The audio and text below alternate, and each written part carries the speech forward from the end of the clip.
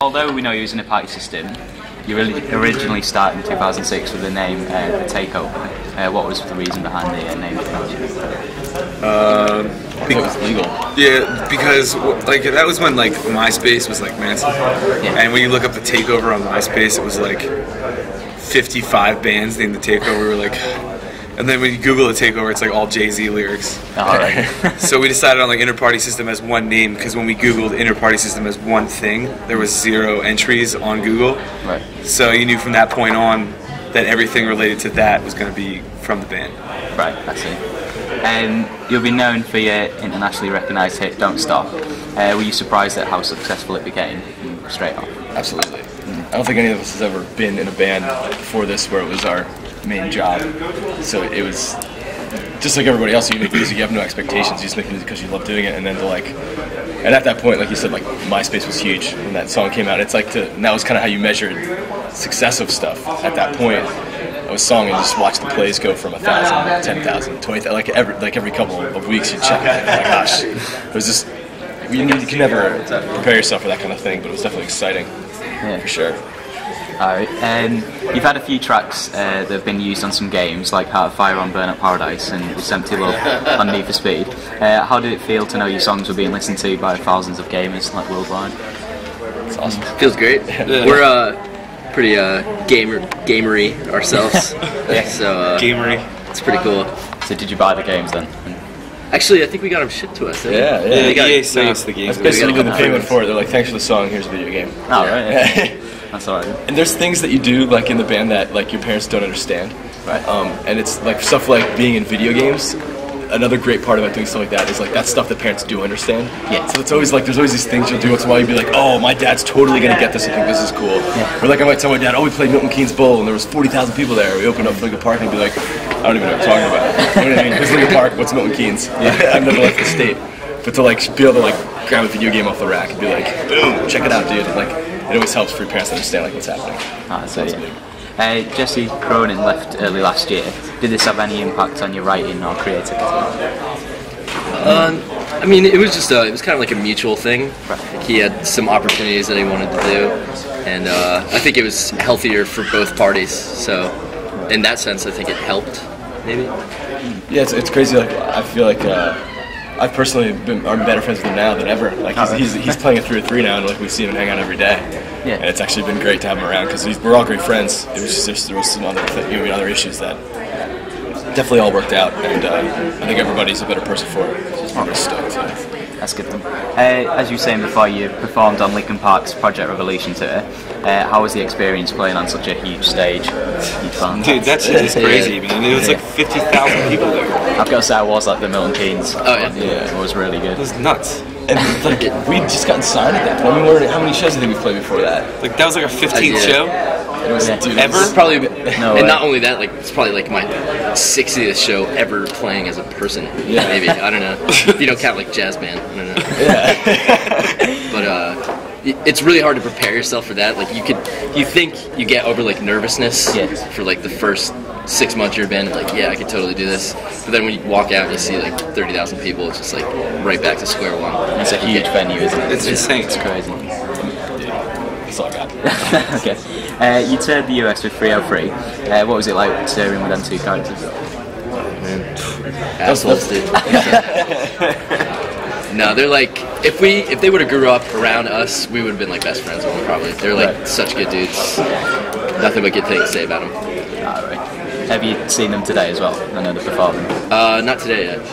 I mean, we're on tour with them right now as well. Right, so it's kind of like a continuation of 3 years ago. Right. So it's been it was definitely probably my most memorable tour to date besides this one now. It's always fun hanging out with friends. Yeah. In 2009, you did Soundwave Festival in Australia. How was the reception from the Australian crowd? It was good. I mean, I don't know if we'd never been there before, you know what I mean? It was like totally new. The fact that anybody came to watch us, let alone like some days were like incredible turnouts, was like a surprise to me because like I didn't even know anybody knew of our band there at all. So anybody was better than nobody, and some of the days were actually like pretty amazing for what it was. It's always a hard thing to handle, doing stuff like that. Not hard to handle, but it's something you don't think about, like, because when you're on a label that has like satellites in other countries, they're doing all this footwork for you. You know what I mean? Like getting your song out and marketing and this and that, and to like go, you know what I mean, 10,000 miles away from where you live, and there's like people there that know your name and know the songs and stuff. It's always like, what? How's this happen? You know what I mean? It's kind of surreal. Yeah, it's awesome. Media Essentials were impressed with your fan sessions video on YouTube, and we were wondering if we'd be seeing any more of these like chilled out versions of your tracks in the van. Yeah. Actually, we're doing a couple here. We started doing this kind of like just reworking current songs that we have, like in like bossa nova kind of style, but it's like really like dreamy. It's like loungy. Yeah, like dream lounge music, but. Yeah, I actually would like to release that, like for real, release it. Like, maybe even for free, just like put it up, because I like it. It sounds, it's a totally different take on the song, but I think it's definitely has credit to show. You know what I mean? Yeah. I think people should hear. Yeah, there actually will be something coming up very soon. We're doing that live at XFM in the next couple of days, so I don't know when they're gonna put it up, but hopefully the next couple of weeks there'll be like quieter versions of our tunes. Oh, that's great. Signing on to Red Bull Records in August of last year, did you notice a difference between them and your previous label, Island Records? Absolutely. Yeah. Red Bull kind of work like an indie. Like we know everybody that works there. Like when we go see the label in LA, like we sit down just like this, just like we're doing right now, just like with maybe plus 5 more people, and we like talk about what we want to do with the band. Whereas like, I don't know, Island, we probably knew maybe like 4 people there, but there's like 150 people working at the label. So it's like, I don't know.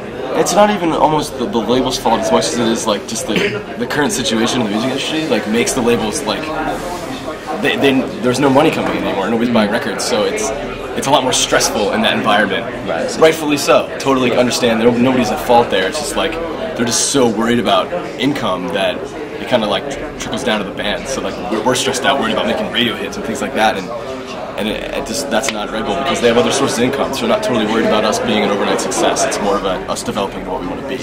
If it takes 5 years, that's cool with it, you know. Kind of letting you get on it onto it how you want. Absolutely. Yeah, like be creative, not really focused on radio hits, shit like that. Yeah. How did you feel your EP release, Never Be Content, has gone with fans? Pretty well. I mean, there's obviously, like, we knew there was going to be some people that were like, I don't quite get this, because it is not totally different, but it's a little different from what we did before. But I think every band probably has that with every record. Unless you're making the same, unless you're Rage Against the Machine and you make the same record like 5 times, they all rule, but I mean, it's that same line, but like, I think it's important for a band to grow and make different music. And we're always going to have some people that are like, I liked their stuff before, and then you're going to get new fans for this one, and there's always going to be different reactions, but overall, what do you think? Pretty positive reaction. I think for every one person like that, there's 50 that love it. Absolutely. Too, I think we're going to expect it. Oh yeah? Yeah, it's really good. Yeah. Nice, man. Thank you. Do you have an expected date for your next release, Never Be Perfect? Nothing's concrete yet. Oh, isn't it? This year yet, though. It's definitely it has to come out this year. Yeah, it's this year. We're probably gonna start doing like singles leading up to it. Just like putting out singles with remixes and up until leading to the point of when the record is released, probably by the end of the year. So. Okay. So you play in a club set at Slam Dunk festivals. What should we expect? It's kind of like a lot of our remixes. We do like some edits, like some other people's stuff too. Also a couple of our original tracks. It's like an IPS infused DJ set. Sweet. Sounds good. Is there anything you would like to say to Media Essentials viewers and fans about anything? Just keep a lookout. A lot of new stuff coming. Yeah. A lot of new music videos. We have like 3 music videos in the works. We have 18 songs right now. We need to narrow down for a record. So there's going to be a lot of InnerpartySystem coming. So excited. That's really good. That's all the questions I've got. Thanks for the interview.